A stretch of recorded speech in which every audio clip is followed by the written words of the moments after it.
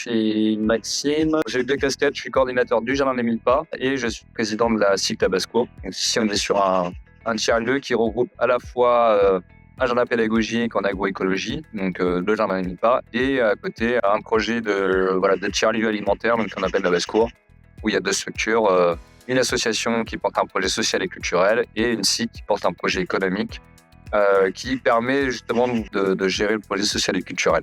Et donc, la partie SIC gère la restauration et le bar. Si on prend l'ensemble des 3 structures, donc on a de l'animation, de la formation autour du jardin, de la permaculture, l'agroécologie, les plantes aromatiques et médicinales. On fait de la production en agroécologie avec de la production de légumes, de plantes potagères en pépinière et puis plantes aromatiques et médicinales.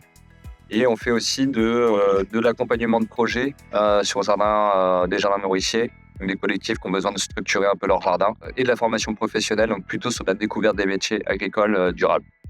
Sur la partie basse-cour, donc il y a l'activité de restauration et de bar, donc il y a la guinguette, avec une programmation culturelle, donc des concerts, des spectacles, des marchés festifs par exemple, avec des producteurs qui vont venir sur un temps d'après-midi et avoir des activités d'ateliers, de conférences. On fait aussi de l'animation, donc, qui est portée par l'association CAP de la basse-cour. Animation autour de l'alimentation, donc dans les quartiers, on peut être sur les marchés. Ici aujourd'hui, là, on fait de l'animation sur la thématique du sur l'assiette. Côté jardin, c'est plutôt des réseaux agricoles. Donc AgroBio 35, qui est le réseau départemental de l'agriculture biologique. Le CIVAM, qui est plutôt sur l'agriculture paysanne, accueil paysan.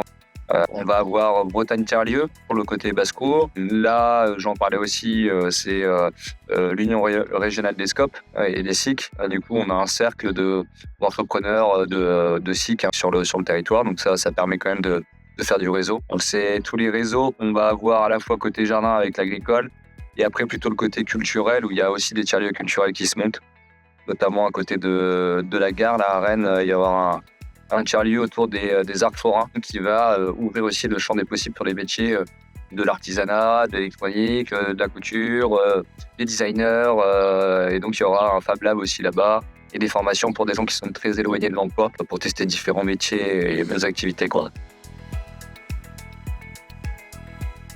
Il faut être très motivé, avoir de fortes convictions, de ne pas lâcher l'affaire, d'avoir un noyau dur, en tout cas de membres fondateurs, de savoir communiquer avec chacun, avec ses forces et ses faiblesses. Ça, c'est le plus important pour moi.